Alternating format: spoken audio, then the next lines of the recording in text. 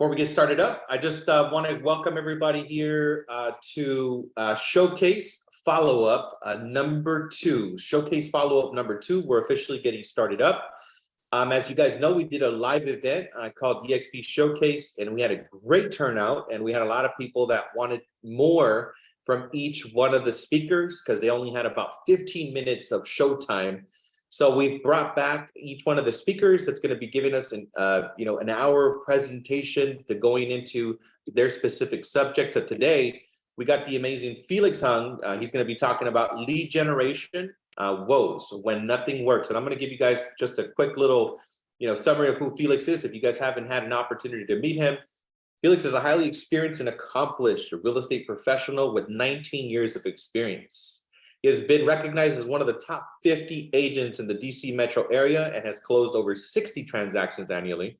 Felix is sought out after as a speaker in various areas of real estate and has successfully utilized social media to generate over 75 million in referral business. He leads a large team at eXp, moderates a popular Facebook group, and runs his own successful real estate coaching company. Outside of work, Felix enjoys spending time with his family, exploring Disneyland, I do too, traveling, and savoring good food. Same here, man. Mr. Felix, welcome to Showcase, man. Thank you so much for sharing today, and everybody get ready to take a bunch of notes. Let's go.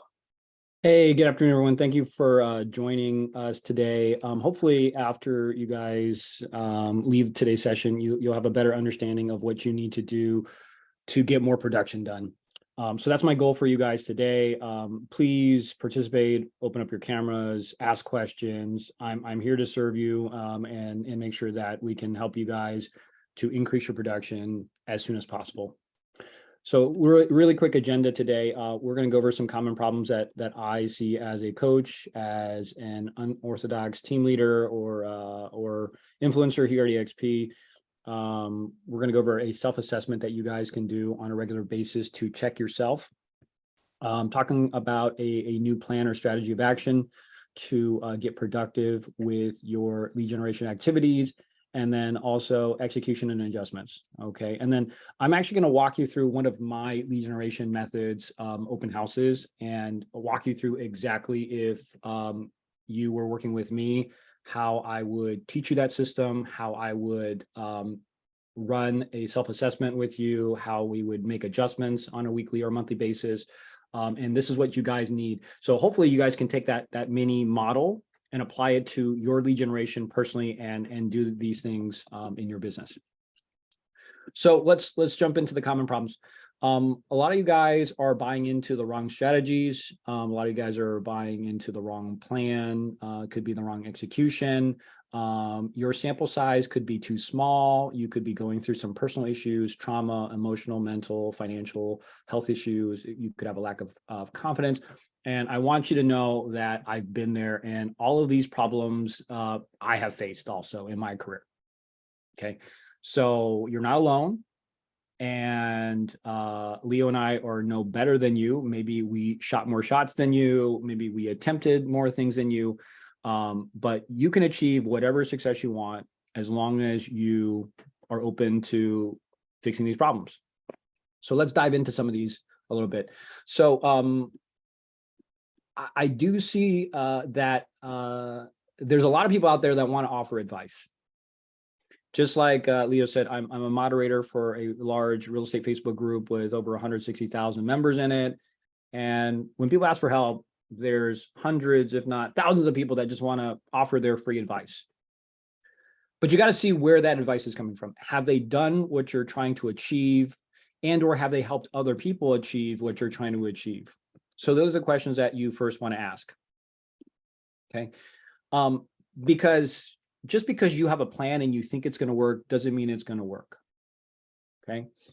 Let me tell you a mini story about this. So I grew up doing martial arts. I grew up as a wrestler. So I wrestled in high school. I then became a wrestling coach. And in about 4 years ago, I decided to start boxing, and I fell in love with boxing. And I thought, because of my background, because I've been in street fights, because I was a wrestler, because I did martial arts as a kid, I thought I was going to be a natural at boxing, and I thought I would just walk in and know what I'm doing. I mean, how hard is it to punch, right? But that's when I discovered I knew nothing about boxing and I was punching wrong my whole life. But it took me about a month and a half to 2 months of doing it wrong before I put my ego and my pride aside to say, hey, I don't think I'm really doing well. What do I need to do to get better at this activity? And when I was walking through this methodology, what worked for me was my boxing instructor, my boxing coach was a friend of mine. His name is Craig. So I had to ask myself and check my ego, check my pride and say, it's not how Felix thinks I needed to throw a jab, because Felix is throwing the jab wrong. I'm holding my breath. If you know anything about boxing, I was holding my breath and I was trying to punch as hard as I can. And it made for a really slow punch. And I wasn't twisting my hips. And the punch was very weak. So my mechanics was wrong. He was fixing my legs. He's fixing the torque in my hips. He was fixing my arm position. He basically fixed everything. I was doing basically nothing right. My footwork was wrong, but I thought I was doing it right. And some of you guys are falling into the strategy where you think you're doing it right, and then you're getting frustrated that you're not getting results. Okay. So when my thought process went from how does Felix think I should punch to how does Craig want me to punch, that's when my growth started going through the roof. Okay. So if you're a coach, you have a mentor, or if you're going to attend any classes from any gurus out there, you want to think, how do they want me to execute this? Not how I think I should execute it. That translation of what you think you should do is typically the problem that you guys are facing and why you're not getting the results that you're looking to achieve. You're trying to personalize it to you too quickly in the process, and then you lose the essence of why it works, the essence of success that coach, that mentor, that person put into place. Okay, is this making sense to you guys? Can we jump in the chat and can I get some input here? Is this making sense, guys? Is this information helpful?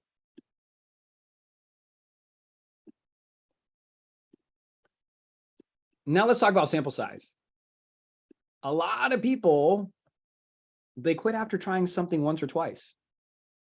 So when I used to run my real estate team, I said, you have to put in at least 100 hours, and the 100 hours has to be doing it exactly my proven method before we talk about making any adjustments. Any adjustments we make in the first 100 hours is you doing it my way better. That's it. And so some strategies take even longer. It may take 200 hours or 500 hours or 1,000 hours. Look at Mr. Beast. If you know Mr. Beast's story, the #1 YouTube earner, he wanted to be famous on YouTube since he was in middle school. But it took him like 8 to 10 years before he actually started making money on YouTube. And he invested thousands and thousands and thousands of hours, and now his YouTube business is worth over $1 billion. Okay. So you have to understand the correct sample size. Let's just use 100 hours for like open houses today. If you're not actually conducting the open house, I'm not talking about putting up signs and tearing down signs and collecting signs. I'm talking about sitting inside the open house for at least 100 hours. We're not there yet. The sample size is too small to say it's not working. But what happens when I see people come into classes or hear people on panels is they'll take one thing that they learn and they'll apply it towards their business, not knowing if it's really going to help their business or not. And they'll try it out a couple of times. And when it doesn't work, they try something else. I'm going to sell you on the idea of just buying into that guru, that coach, that team leader's full system for at least 100 hours. And the methodology is not how you think you should do it. It's how they want you to do it. And I bet that you will get a better result. If I'm buying into a tech product or service, I'm saying, hey, how do you want me to implement this product or service? And once I get good at whatever they're teaching me, whether this is Zillow Flex and I'm having a Zillow rep teach me how to convert leads, or whether this is a tech tool and I'm having their customer support department teach me how to implement the technology, I'm going to do exactly what they say first. And then once I have comfortability, then maybe I'll apply my background, my experience, my education into it. But a lot of people don't know that formula for success, and they're batching in things that aren't fitting, and that's why they're not seeing the results, or their sample size is too small, like in this example. Okay, what I see, at least for the couple thousand agents I've had the opportunity to mentor and coach, is most people don't even put 40 hours into it before they quit. Literally, they're not even putting 1 week's worth of true effort into any strategy before they say, this is not working, let me try something else. Another problem is that your pipeline is too small. So you may be getting some results, but you're thinking that your pipeline is stronger and bigger than it is. Okay, so let me go over that a little bit. Okay, and the lie we tell ourselves, and the reason why we think our pipeline is healthy, is because a lot of you guys, just like me, I thought one client equals a closing next month, equals a paycheck, equals a commission check next month. Who's fallen into that trap? I have. But the truth is, especially for buyers, the day you meet the buyer is 3 to 4 months before you get a commission check, if you know what you're doing. And it's about 45 to 60 days for a listing. Once you sign that listing agreement, it's about 45 to 60 days to get a commission check if it's not overpriced. Okay. So we need to stop lying to ourselves that one client that we picked up today or last weekend at an open house means that we're going to get a commission check next month. So let me give you some examples of pipeline relative to number of closings, because I think a lot of people don't understand this. And this is something that every single time, whether this is a millionaire agent I coach or a brand new agent, their jaw always drops in. They don't realize this. But this is in plain sight. You talk to any producer, and if I know their pipeline, I can probably guess how many closings they're doing each year, because it's a numbers game here. Okay. So if you're mainly a buyer's agent that mainly works with buyers, and you keep a pipeline of 1 to 2 clients consistently throughout the year, you're going to think you're going to close 12 to 24 transactions. Nope. Probably about half a dozen, probably 6 transactions you'll close for the year. You're already off your target. You're already off your goal. You don't even realize it. So when I coach people that mainly did buyer's agency business and they wanted to close 12 deals for the year, I said, yeah, you better have 4 to 5 buyers that are looking consistently every single month. And then you have to reload. And if you have time, I'll go into my secret strategies on how I teach people to reload their pipeline. Okay. So if you're carrying 4 to 5 buyers, 1 or 2 will turn over and be an escrow open for the month. That doesn't mean that's going to close the same month, right? We've got 30-day escrows. We've got 40-day escrows. We've got 60-day escrows. Some escrows take 90 days to close. So that's why 4 to 5 buyers consistently through your pipeline for the whole year will be 10 to 15 closings for the year, approximately. Okay. Now, if you're only doing family and friends business, that number may be skewed upward. And if you're doing business with cold market, then that number will be skewed a little bit downward. Okay. So I'll give you an actual example. I had the opportunity to coach the number 32 agent at eXp nationwide in 2021. He closed 110 transactions. He was the number 2 or number 3 agent in Fresno County out of 4,000 agents. And that year he closed 110 transactions by himself. But when I talked to him on every single coaching call, whether it was January, March, June, July, August, he always had 20 to 35 clients in his pipeline. And there's a ratio of how many clients will actually close, how many clients will fall through and not buy or not sell. And that equaled the 110 closings for the year. Again, just a numbers game. I have another past coaching client that was on my team previously, and they always keep a pipeline of 15 to 20 clients. This is in LA County, and so they typically do 40 to 45 million in business from the 15 to 20 clients that they consistently have throughout the year. So if I call them in March, I call them in June, it doesn't matter when I call them, they always have a pipeline of 15 to 20 clients, and they always have 4 to 6 escrows at any given point. I can call them right now. I bet they have 4 to 6 escrows. I can call them right now. I bet their pipeline is 15 to 20. So a lot of us will make excuses like we don't have time to prospect. That's part of the problem. So now let's talk about some of the personal issues that we deal with. Okay, you guys may have some childhood trauma that you still need to address. If you guys can never find lasting success, if you find some success, but it seems like it's coming and going, it's fleeting, it's probably one of these issues. You may be building a business that's built on a house of cards, because something like a past trauma or some baggage that you are holding on to, emotional issues, mental issues, health issues, financial issues will creep back in to cause you to make some of the wrong decisions later on in your business. So this is what we find in most agents. Okay, so let's talk about this a little bit. So if you've got trauma and baggage and emotional issues and mental issues, you should seek counseling help, or you should seek a professional coach that can walk you through this process. Okay, there may be free services in your local area, but we got to address these issues. Health issues, get with a doctor, maybe get with a nutritionist, maybe get with a personal trainer that can help you out with your health issues. And the financial issues, you just have to share with people that you trust so that you're not burdened with them all alone. Okay. And if you do these activities, you buy into what I'm saying, those will disappear. That's really easy. If you do what I say in a quarter, you can dramatically change your life and change your business. If we're talking about confidence and self-esteem, I bet a lot of you guys are afraid to do anything. You're just in inaction. So one of the keys is be in constant action. Be in constant action. Okay. If you're just in constant action, even if it's slow, it's better than overthinking something and never starting. Okay. Be in constant action. If you're in constant action, you will get the growth that you need.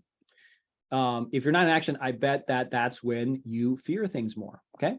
And then the third one is personal development. So you can go watch videos online. We've got YouTube out there. I'm always watching personal development on YouTube.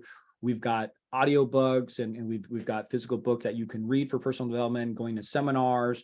I know, Leo and my good friend, Christina Kim, she went to Landmark Forum and she thinks the world of Landmark. So wherever you're doing your personal development, you need to have it constantly. The more you do it, the faster you'll grow. Okay, especially if you have confidence or self-esteem issues. Okay, so when we talk about self-assessment, these are the things that you want to assess in yourself. Okay, so this is something I think you should probably take a picture of, but you want to source your business. When I interview someone to be a coaching client, there's an application process. And part of that application process is source all of your business from the last 2 years. And it's really crazy. Most people don't know where their business came from. And if they do, sometimes they're wrong. So they'll say open houses, but it's actually sphere of influence, or they'll say sphere of influence and it's actually open houses or something else.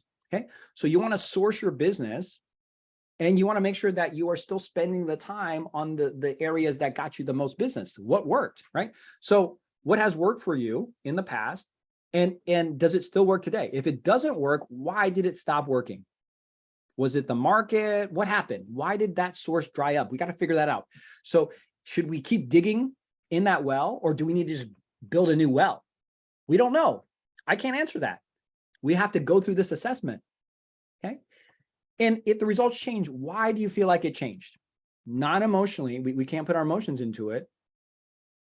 This is not about the blame game here. This is about getting the results we need to take care of our families. So if the result changed, why did it change? Non-emotionally. And what can we do to achieve the same or better results that we used to get? We can talk about strengths and stuff like that, but I love tying other areas of your life back to lead generation. So think about past careers, think about hobbies, think about interests that you have. You can tie it back in to real estate. All right. So new plan of action needs to look more similar to this. First, you got to get uncomfortable and do the work. You cannot stay in your comfort zone. You have to get uncomfortable, and that's where the growth happens. That's where the magic happens, as the saying goes. Okay. You must be consistent in your activities. And so I'll tell you what I share with my organization. If you're a brand new agent, brand new agents in my organization need to commit to 30 hours of prospecting per week. Is it efficient? No, it's not. They don't even know what they're doing, but they've got to They've got to do a lot of prospecting to gain that confidence. They've got to do a lot of prospecting to gain traction. Okay.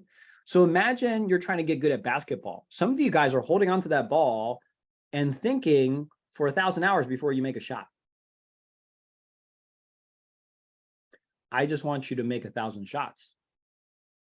Just make 1,000 attempts. Okay. You'll get better by the number of attempts that you're putting in there. Okay. But you must be consistent at doing your activities. And so brand new agents, we recommend 30 hours. If you're a seasoned agent, it depends on your current and future goals. If you tell me you want to do 50 transactions a year, but you only want to spend 2 hours in prospecting per week, I'm going to tell you that that cannot happen for at least a year or two. Like, you need to build enough momentum to make 2 hours a week equal 5 clients a week, for example. Okay. And then you may want support. Okay. The cheapest support is accountability partners. But the only way that really works is if you guys are actually doing the same exact strategy, buying into the same exact plan of action. Otherwise, they could be throwing a wrench in your plans unexpectedly. They don't mean to, but they could be hurting your results. Okay. Team leader or coach are better because they know the plan that you're driving home, and they can personalize it to you. And they're always touching base about your systems, your processes, and the responses directly to you. Accountability partners are good, but it could be blind leading blind. Just be cautious and protect the information that you're getting from your peers. They mean well, but they may be guiding you in the wrong direction. And then have someone that has coaching and mentorship experience, that's helped other people, that's gotten the results that you're looking for, to look over your plan of action.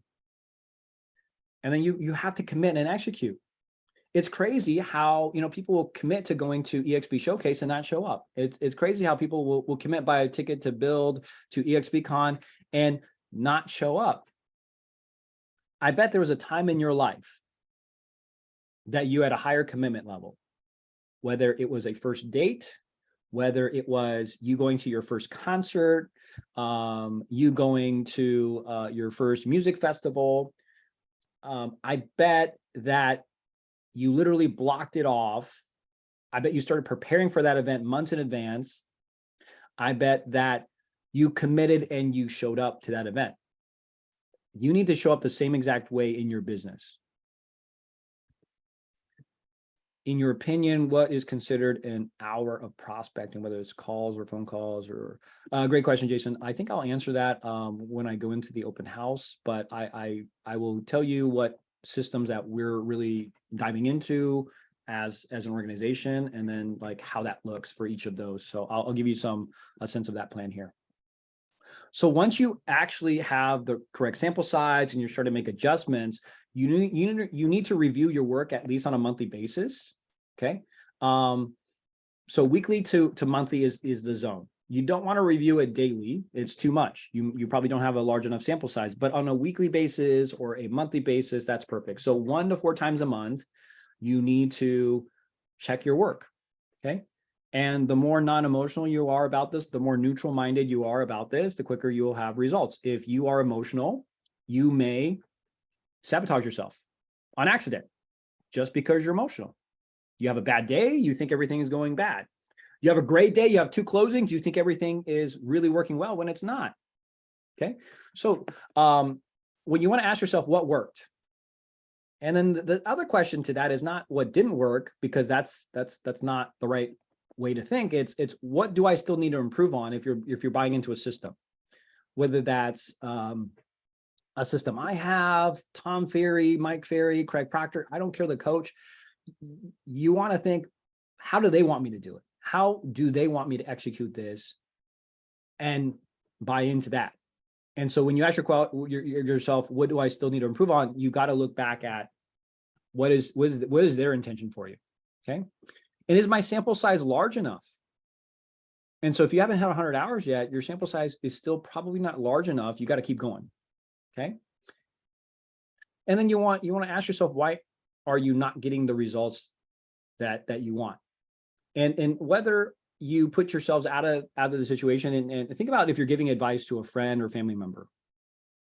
That's the type of feedback you need to give yourself. you're not trying to be mean to yourself. You're not trying to put yourself down. It's exactly what you see. And the more accurate you can give yourself this assessment, the quicker you are going to grow. Okay. So let's see this in practice. So I'm going to open up my my open house strategy. And then this is what we're going to execute here. So we're going to buy into the plan. So let's say you're buying into my open house strategy. I just want you to buy and commit and say, wow, this guy has trained a lot of people. He's helped a lot of people get results. I'm going to do exactly how he wants me to do it. The same thing with agent attraction. If you're in an agent attraction, okay. Second, we're going to execute the plan. We need some samples, right? We need some results. We need some feedback whether the system is working or whether we're doing the system right. So we're going to execute that plan. Then we're going to evaluate the results, hopefully with the mentor. If not, hopefully you're not emotional about your results and as you evaluate this process. Then we're going to adjust the plan. Okay. Again, don't adjust more than like once a week. Okay. But the adjustments need to be made back to how should this plan be executed? What is the proven methodology? And am I buying into the proven methodology? Then you go again, you execute the adjusted plan and you evaluate your results and you keep repeating that process until you have done the strategy exactly how the teacher, mentor, trainer, coach has told you to do it, and you're getting the results that you want. Then you can add your flair into it. Then you can add your personality into it. Okay, so let me show you that in my open house class real quick. And then we're going to actually go through this process. I'll basically give you a run through on what people will ask or problems will run into. Okay. So, this is my class. I'm going to speed through this. I'm not going to go through this whole class here, but typically we talk about getting open houses. We talk about open house prep. We talk about the setup. We talk about safety. We talk about dialogue, building rapport, and the follow-up process here. So if you're not getting enough open houses, then I would say, hey, let's have a conversation about what you're doing to get open houses. Right? Are you posting it on Workplace? Do you have team Facebook groups that you're posting it on? Are you calling other eXp agents? Are you emailing other eXp agents for open houses? What is your methodology? How are you going about this? Okay. So let's say that's not a problem. Let's say you get 2 open houses every single week. That's not a problem. Then I'm going to say, well, what's the problem? Felix, it takes a long time to get prep for my open house. Okay. Why is that? Well, you got to gather the pens and you got to print out the sign-in sheets and you got to do all the stuff. Why isn't it in a box that you just reload every single week? Oh, I never thought about that. Yeah, if this box is loaded up, if you have a Rubbermaid box that's a 40-gallon box and you're just taking this from your garage or your closet from your house into your car, how long does it take to reload this stuff? Maybe an hour to a week. You got everything. You just take the box, put it in your car, you grab your signs, you're ready to go. So if the problem is too much prep time, then we have to have a discussion on how can you be more efficient at cutting down the prep time. Okay. Now, if you're not standing out with the setup, then it's talking about how is it set up? Are you dragging tables out there? Hey, the more effort you put into it, the more people will give you credit for it. Okay. So if you're dragging in dry erase board, if you're dragging in tables and chairs, they're going to give you more credit than if you just show up with some flyers. So what kind of effort are you doing into your setup? How many signs are you putting out? Okay. Then what are you putting on your open house board, which is the dry erase board? Okay. And we're not going to go over safety today, but dialogue. So this is my methodology. I always ask, how did you hear about my open house today as my opening question when people walk in? I know there's 4 responses. They came from an online portal, or their realtor told them, or they're a neighbor, or they saw my signs. There's a 5th option. My friend told me about it. My friend's a neighbor, stuff like that. Right. So if I know that these are the responses, then I better be prepared with responses when they say they came from Zillow. Yeah, I do on occasion have a custom menu at an open house. So it's to impress people. So it's different when you see Pellegrino on a menu than if you just offer Pellegrino. It's different when you see Coca-Cola, Sprite, Pepsi, whatever on a menu instead of just offering it. So I offer a menu. Hey, Cecile, here's a menu. What would you like to drink? Okay. So a lot of people are really impressed with it. It makes you stand out, and that's what you're trying to do.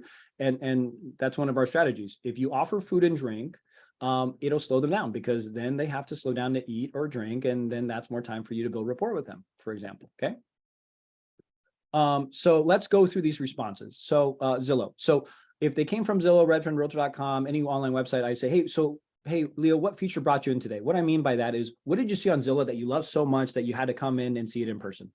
Oh, it's the backyard. Yeah, it's great for entertaining. So I'm guessing you entertain a lot. Oh, we love house parties every single week. You know, my whole family comes over. Amazing. Anything else you saw on Zillow that made you drive down here today, this Saturday? Master bedroom. It's amazing. Yeah, master is amazing. Yeah. Let me show you some other things that you may like, and let me walk you around the house. So it's a conversation starter to get them going to answer, to talk to you, break down their walls. If they say, my agent told me, look, guys, I've had some of our eXp brokers on here, and I know how to ask these questions without violating Realtor Code of Ethics. Do you know that if you ask them, do you have an agent, and they say yes, by Realtor Code of Ethics, you need to stop talking to them. I don't ask that question. So I never stop talking to these people that say they have an agent. So when they say, my agent told me, I say, oh, awesome. What's your agent's name? Oh, Rick. Where's Rick today? I don't know, Rick. Where's Rick today? Oh, he's holding another open house. Oh, okay. So can I ask, is this how you're searching for your next home, from going from open house to open house? You're not really efficient, huh? How long have you been looking? 6 months. And how many houses have you seen in 6 months? 22. 22. Wow, that's a lot. Did you make any offers? Yeah, I made a couple of offers, and you don't own a house yet? Wow, I think we've appreciated like 6% in 6 months. You could have lost out on $50,000 in equity. What's going on there? So that's a different approach. So if they're like, whoa, what's wrong with me or my agent, and they want to approach me at that time, I say, whoa, Leo, I can't talk to you if you sign something with Rick. Did you sign something with Rick? Now I'm asking the question, whoa, did you sign something? You did not sign something. So you're dating, not married to Rick. Hey, let's set up a bar consultation. We should talk. Ethically, by code of ethics, I'm not violating any issues there, because I asked the question later on, and I said, well, I can't talk to you if you sign something. I bet you guys are not having this dialogue.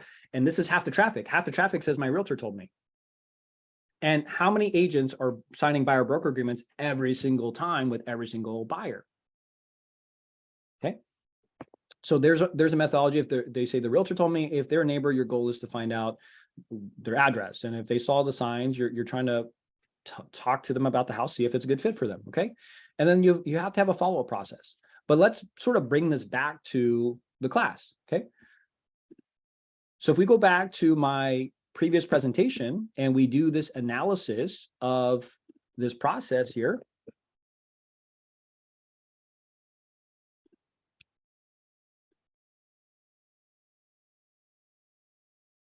So let's walk through this. So if someone's not getting the open houses, then I'm going to talk to them about methodology on getting consistent open houses every single week. If they're getting the open houses and the setup is right, but they're fumbling through the dialogue, I'm going to say, hey, we got to practice the dialogue more. If they're not getting 80% of the people to sign in, I'm going to say, ooh, we have a problem with the sign-in process. How come you're not able to get them to sign in? Okay, let's talk about signing in, and let's talk about that process. There's only so many things that can go wrong and so many leaks in your system, and it's just perfecting them. And it's being honest and raw with someone that you trust to go over these issues, and then have enough trust in them that they're doing what's best for you and you're listening to that advice. So if you have great conversations with people and then they ghost you, they don't respond when you call them later, a couple things. Is it the right number, right? So I always teach to ask for the number again right before they leave the house. So, hey, Leo, hey, my VIP clients get into my phone. Can I get yours? I know you signed in, but can I get your cell phone number? I'm going to put it in my phone right now, make sure I have it. And I'm going to say 949-714. If I'm in Orange County, I'm just going to look down and start typing. And if I'm in LA, I'm going to say, is it 213? Is it 233? And just look down and start typing. And I'm not going to look up. Okay. So I always get their number. If their guard is down and they like me, they always give me their number. Doesn't mean they're going to pick up later, but what I'm going to do is my follow process is I text them right away, so that when they hit their car, they're getting a text already from me, and then I will call them that same day. I don't wait till Monday at 9 a.m. like most people do. You need to realize that people going open house shopping are going to be in front of 5 or 6 other agents that weekend. You're competing against 5 or 6 other agents. You better shine versus those other people. Okay. So as we're evaluating this, I may say, hey, Leo, I need you to practice your dialogue some more, or hey, I need you to, your follow-up is not there. We need to make sure that we're religiously doing the follow-up game. And then you readjust, you re-aim, you refire. And then next week, we're going to do the same thing. And we keep doing this process until you master what you're trying to do. No longer are we going to put 10, 20, 30, 40 hours into it and quit a proven process. Why would we do that? So your strategy is probably right in front of you.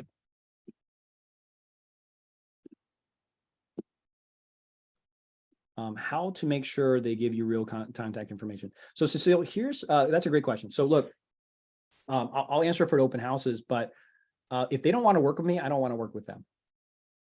So if you came into my open house, Cecile, and you gave me fake information, as long as you sign in, I would let you in the house.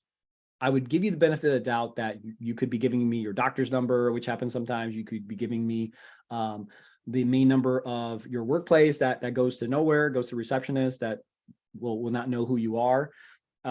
So that may happen. But if you sign in, I'll let you in the house.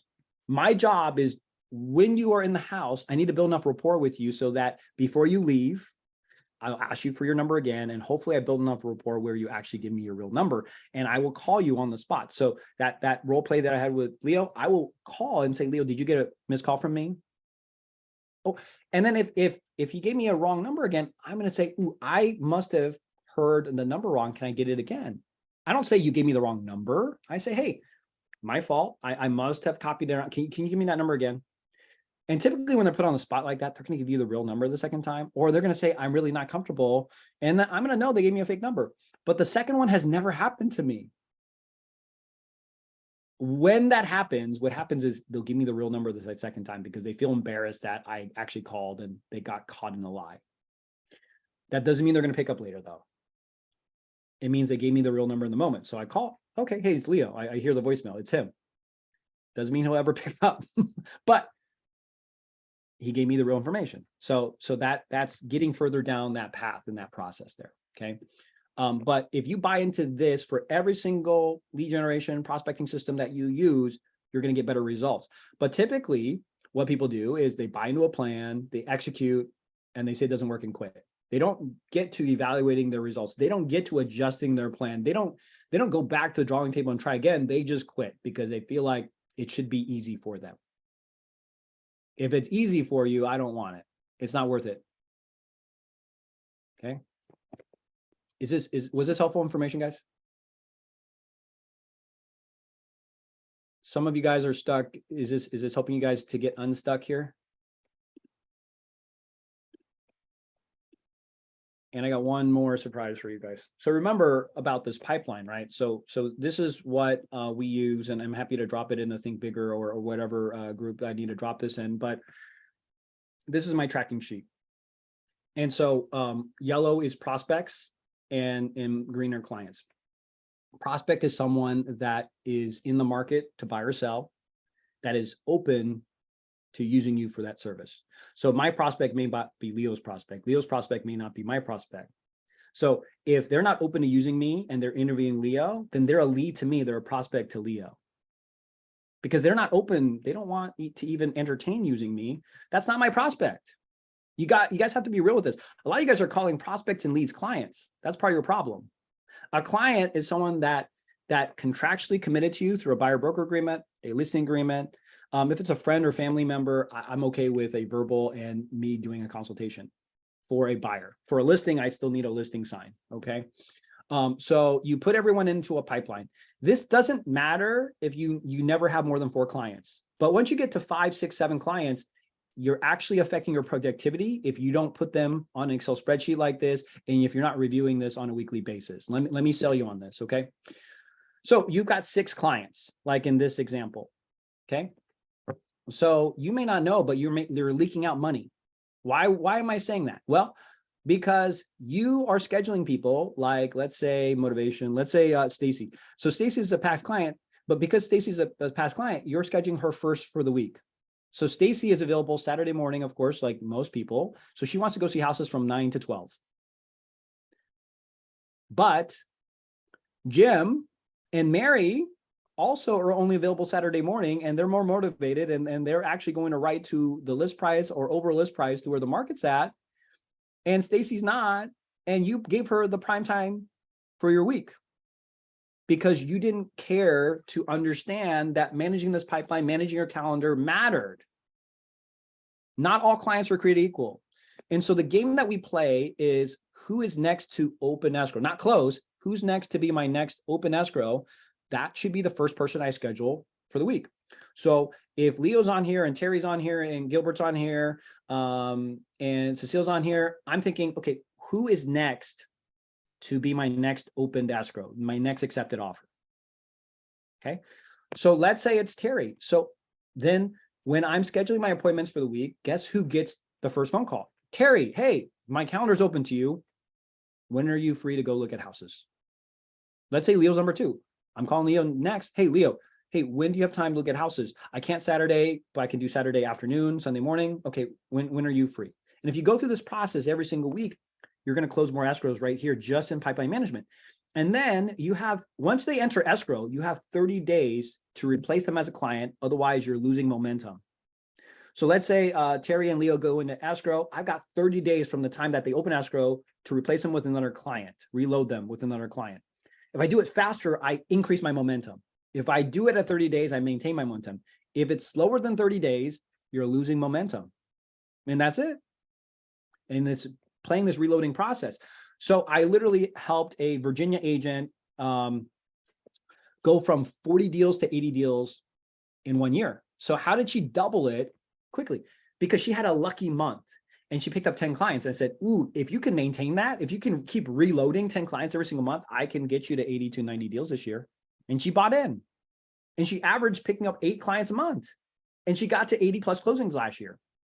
So if you get a great month of getting 4, 5, 6 clients in 1 month, oh my gosh, you need to reach out and we need to talk because I can explode your business that year just from that 1 month's worth of momentum. But you got to reload. Yes, there's pressure of reloading 5 or 6 or 7 or 8 clients every single month, but we can do it with the right strategy. Okay, so that's our methodology. I'm going to open up to questions. I see some comments in here. Was this helpful, guys? Fire stuff. Pipeline management, man, it's huge. So I know, Christy, you're saying I never do buyer broker agreements. I think something big is coming down the pipeline. We have a lot of lawsuits in our industry, and I don't know what's going to happen with these really large lawsuits. If we lose some of these lawsuits, I know there was a MLS, I think it was in Connecticut or the Pacific North, I'm sorry, the Northwest there. They literally lost a class action, and now they're saying, hey, sellers, you don't have to offer any commission on the MLS. And if that happens, we're going to need to get good at getting buyer broker agreements signed, and we're going to need to be able to ask buyers to pay our commission potentially. And right now, unless Fannie Mae, Freddie Mac change their guidelines, this cannot be financed through the mortgage. This would have to be out of their own pocket. So buyer's agency may be on the cusp of changing.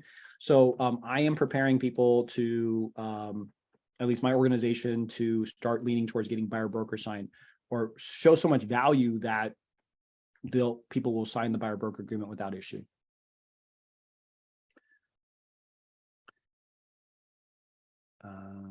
Let's see. Can you add it?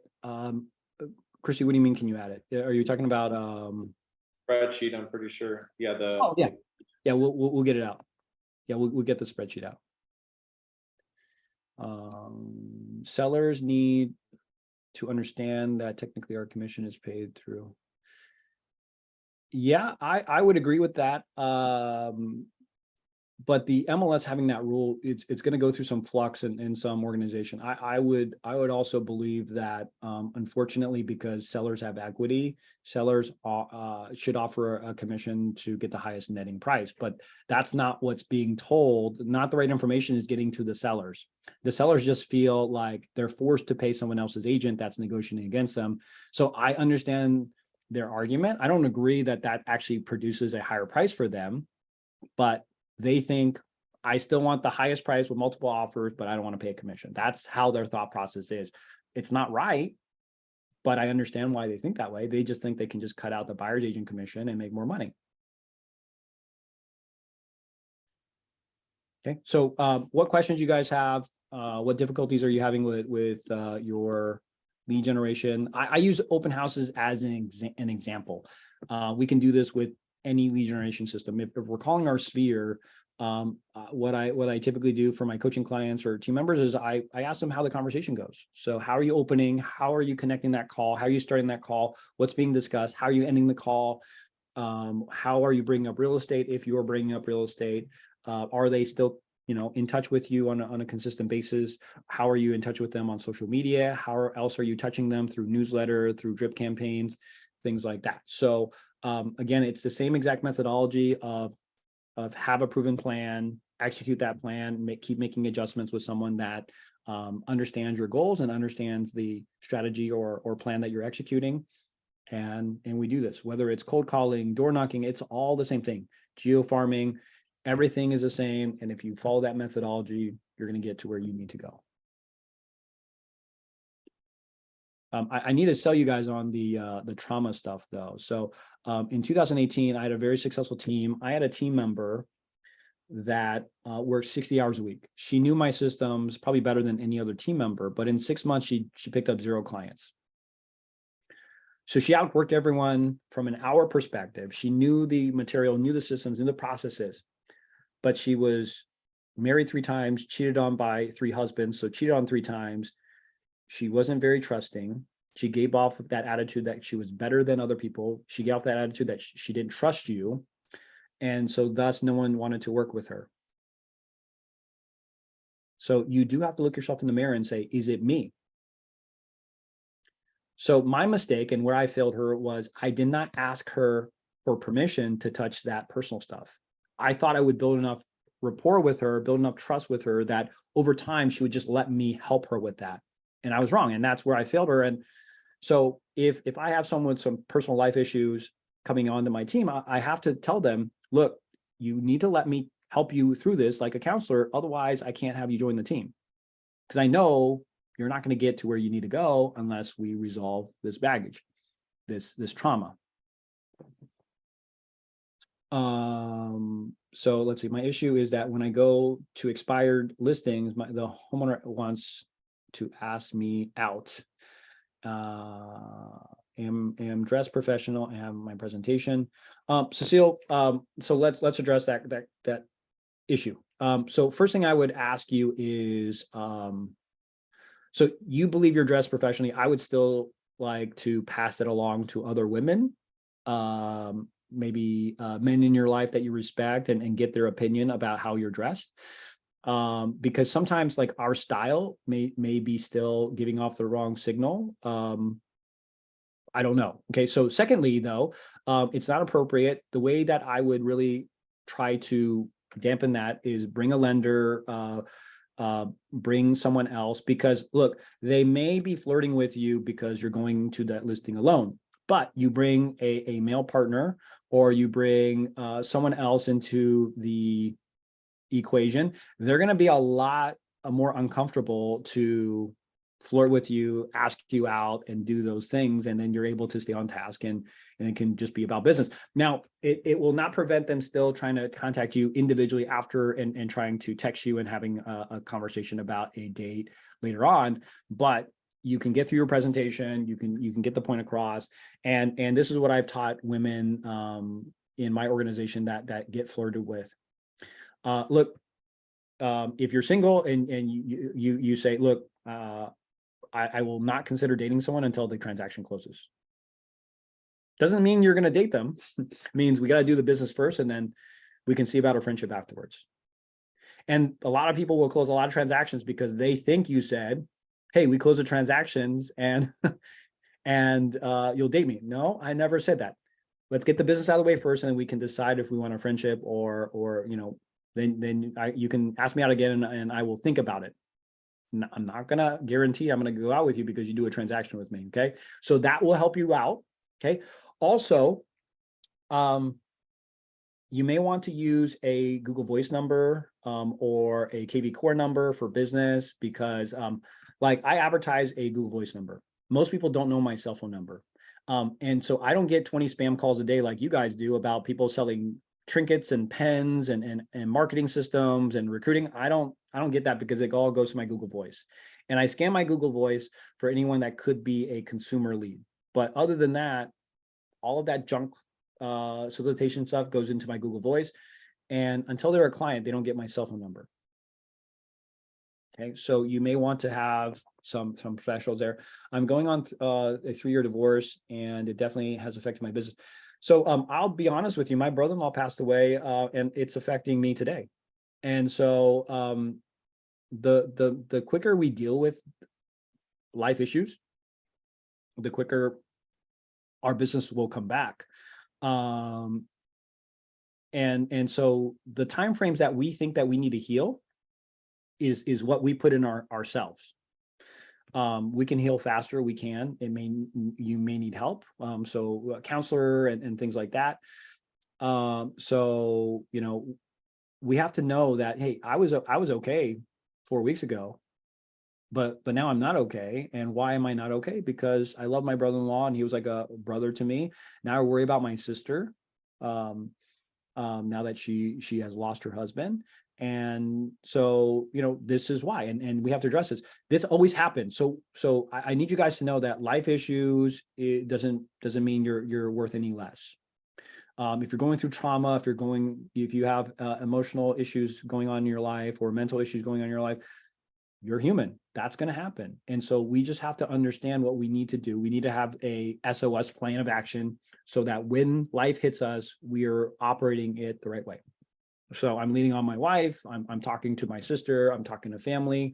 I'm not above talking to a counselor about it. So if I need to do that, I'm okay leaning on a counselor. I lean on my eXp business partners. So you need to have a plan of action when you guys have losses in your life, whatever that looks like. It could be a separation, it could be death, it could be something else that's going on. It could be a relationship with friends, family, siblings, kids in your life. But or it could be financial, right? Like yeah, you're financially devastated, right? I mean, I've been there, bankruptcies, foreclosures, like car repossessions, right? Like all that stuff. And it takes us a little while to bounce back, but we decide how long it takes us back. Like what you just said is like a golden nugget because, we get to really choose like, yes, we're going to grieve and we're going to go through our process, but the faster that we move through it and then we get back into action, obviously the greater quality of life we're going to have. So yeah, it's difficult. Sorry for your loss once again, brother. So yeah, thank you. So anything else, guys? Anything I can help you guys with? And any stumbling blocks you guys have? We got a couple more minutes left. 2 more minutes. Any last questions? Any last questions for Felix, Mr. Irvine over here? Also, guys, I mean, on that subject, there's a book by David Hawkins that's called Letting Go. That is one of the best ones that I have found for personal development and also understanding your emotional system. So for emotional intelligence, Letting Go by David Hawkins, one of the best books that I've read. It's very complete. You can find it on Audible as well. Really, really good book.